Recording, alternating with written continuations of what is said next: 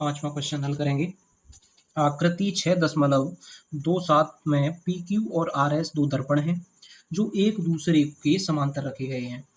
P Q और R S ये दो दर्पण है। एक आपतन किरण ए बी, आपतन किरण है ये ए बी, दर्पण पी क्यू से टकराती है बी पर, और परावर्तित किरण पथ बी सी पर चलकर दर्पण आर एस से सी पर टकराती है। पुनः सी डी के अनुदिश परावर्तित हो जाती है। सिद्ध कीजिए कि ए बी सी डी के समांतर है। बच्चों साइंस में आपने एक चैप्टर पढ़ा होगा लाइट, प्रकाश का परावर्तन वगैरह, उसमें आपने पढ़ा होगा। तो उसमें जैसे ये आपतित किरण है, इसको हम परावर्तित किरण कहते हैं, ठीक है। आपतन कोण, परावर्तन कोण, ये भी पढ़ा होगा आपने। तो उसमें अभिलंब, तो इसके आपतित किरण और परावर्तित किरण के जो आपतन कोण परावर्तन कोण होते हैं वो क्या होते हैं, बराबर। और ये है आपतन कोण और ये है परावर्तन कोण, ठीक है। ये लंब है, अभिलंब, ठीक है। ये एम और इसको हम देंगे नाम एन। ये 1 2 3 और 4, ठीक है।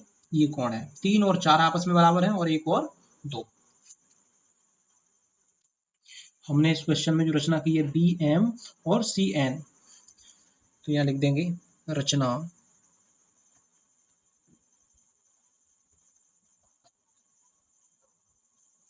रचना बी एम लंब है किस पर, पी क्यू पर, पी क्यू, और सी एन लंब है आर एस पर, सी एन लंब है आर एस पर, ठीक है।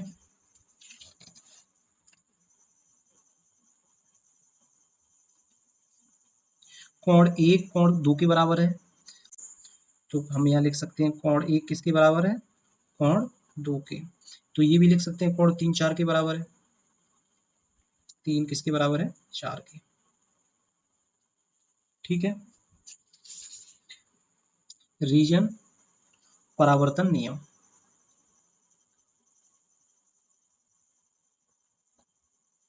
नियम, ठीक है। देखो 1 और 2 बराबर है, ठीक है। अब यहाँ देखने वाली बात ये है, कोण 2 और कोण 3 ये क्या आपस में बराबर होंगे। आप कहोगे ऐसे कैसे बराबर हो सकते हैं, तो देखो यहाँ देखते हैं, ये पी क्यू और आर एस ये आपस में क्या है, समांतर है, ये क्वेश्चन में कहा गया है, ठीक है।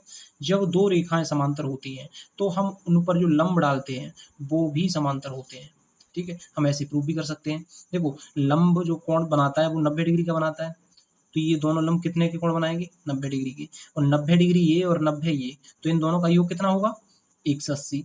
और दोनों ये अंतःकोण बन रहे हैं, इन लाइनों के लिए ये अंतःकोण है, और अंतःकोणों का योग 180 होता है उन्हीं दो रेखाओं के बीच में जो आपस में समांतर होती हैं। तो जैसे ही हमारी ये कौन सी है, बी एम, ठीक है, और ये है सी एन, तो क्या ये आपस में समांतर होंगी, क्यों, क्योंकि इन दोनों का योग कितना है, 180। ऐसे ही क्योंकि ये लंब है, अगर इसे हम आगे बढ़ा दें, ठीक है, इन्हें बढ़ा भी सकते हैं, बढ़ा दें तो ये लंबी तो है, तो ये आपस में समांतर होंगे। यदि ये आपस में समांतर हैं तो कोण 2 और कोण 3 के बराबर होगा, क्यों कि ये ट्रांसवर्सल लाइन है और ये एकांतर अंतःकोण है। तो हम यहाँ लिख देंगे कोण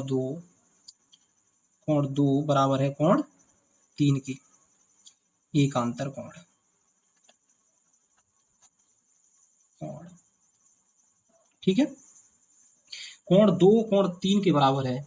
देखो कोण 2 किसके बराबर है, 1 के, परावर्तन नियम के द्वारा। तो मैं 2 की जगह क्या 1 लिख सकता हूँ, ये इक्वेशन फर्स्ट हो जाएगी बच्चों।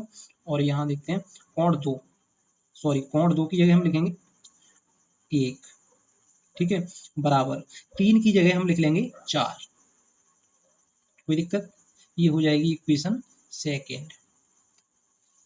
अब इन फर्स्ट व सेकेंड को हम जोड़ देंगे,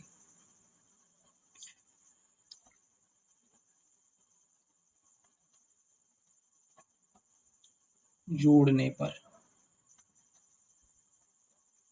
ठीक है, इन्हें जोड़ेंगे, 1 + 2 कोण 1 प्लस कोण 2 बराबर 3 और 4, कोण 4, 1 और 2।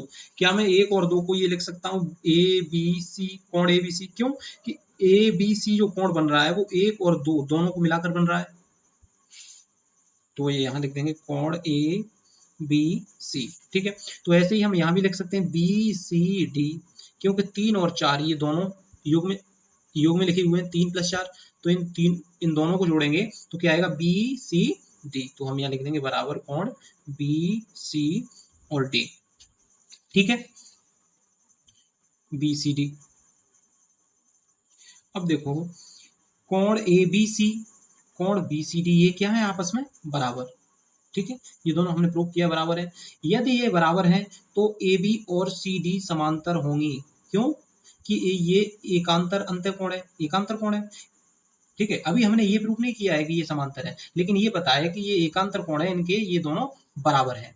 यदि एकांतर कोण बराबर है तो लाइनें क्या होती हैं, समांतर। तो ए बी और सी डी इसका मतलब क्या है, समांतर होंगी। तो हम यहाँ लिख देंगे अतः ए बी समांतर है सी डी के, क्योंकि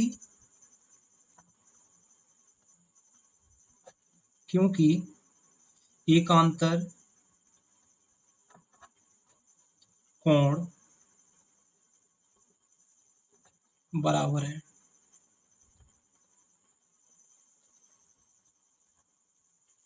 ठीक है।